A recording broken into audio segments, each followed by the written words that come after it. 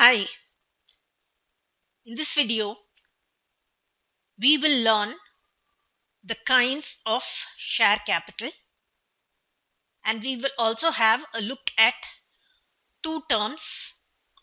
One, calls in arrears, and the second term is calls in advance. We'll begin with the kinds of share capital. Let's begin with authorized capital. Authorized capital refers to the maximum amount of share capital that can be raised by the company as is specified in the Memorandum of Association of the company. We need to remember the following important points. Authorized capital is also called nominal capital or registered capital. Authorized capital is stated separately for preference shares as well as equity shares. If a company has to issue more shares than the authorized capital, it has to follow the procedure laid down in the Companies Act and alter the Memorandum of Association. The company need not issue the entire authorized capital for public subscription at one time. It can issue based on its requirements. Authorized capital can be equal to the issued capital, but it cannot be less than the issued capital.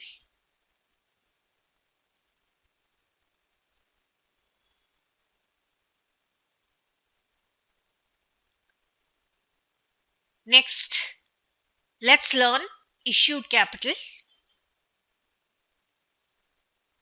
Issued capital refers to such part of authorized capital that the company issues from time to time for subscription. The points to be noted: issued capital includes shares issued for subscription, shares issued for consideration other than cash, shares subscribed by signatories to the Memorandum of Association, as well as shares taken up by directors as qualifying shares. Issued capital cannot exceed the company's authorized capital.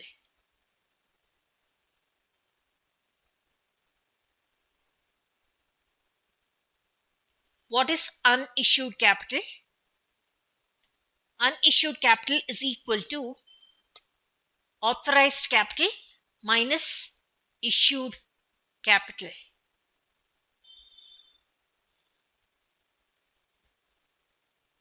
Next, we'll have a look at subscribed capital. Subscribed capital refers to that part of the issued capital that is for the time being subscribed by members of the company. The points to be noted: subscribed capital includes shares issued for subscription and subscribed, shares issued for consideration other than cash, shares subscribed by signatories to the Memorandum of Association, as well as shares taken up by directors as qualifying shares. Subscribed capital cannot exceed the company's issued capital.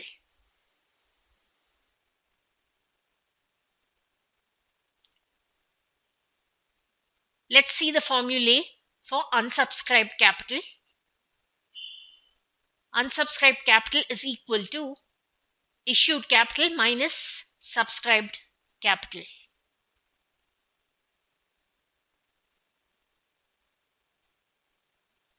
Next, we'll see what is called up capital. Called up capital refers to that part of subscribed capital that has been called upon by the company for payment by shareholders. So called up capital is what the company has asked the shareholders to pay. It is part of the subscribed capital.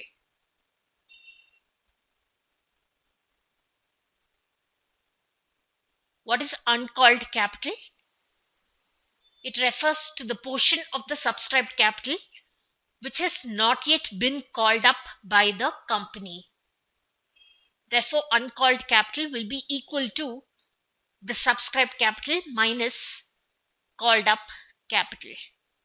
So, uncalled capital refers to the portion of subscribed capital which the company has not yet asked the shareholders to pay.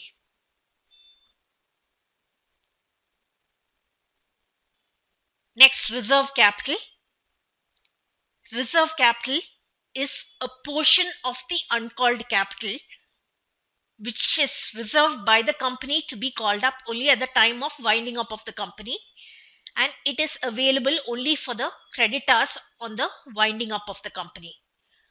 So it's that part of the uncalled capital which the company has decided not to call up, and it will be called up only at the time of winding up of the company. It is available to the creditors at the time of winding up of the company.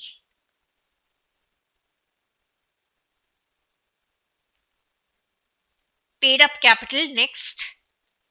Paid up capital refers to the amount which is paid by the shareholders and received by the company against the amount which is called up by the company, and also includes any amount credited as paid up in respect of share capital. So basically it refers to the amount which is actually paid by the shareholders against the amount which is called up by the company. We said we will see two terms. The first one calls in arrears and the second one calls in advance. We'll begin with calls in arrears. Calls in arrears refers to the amount which is not paid by the shareholders against the amount which is called up as share capital. So which means the company has already called up the amount to be paid by the shareholder and the shareholder has not yet paid this amount. So this amount is referred to as calls in arrears. The formula for arriving at the amount of calls in arrears is equal to called up capital minus the paid up capital. The second term, calls in advance.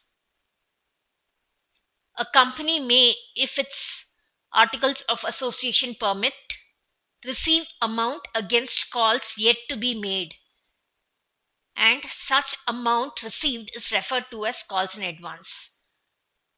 So the company has not yet called up the amount, but the company receives money against the calls which is not yet made by the company. So the company can receive this amount if its article of association permits, and such amount is referred to as calls in advance. So in this video, we learnt the different kinds of share capital, and we understood the two terms, calls in arrears as well as calls in advance. In the upcoming video, we will solve an example sum, and through that sum, we will understand the concept of different kinds of share capital better.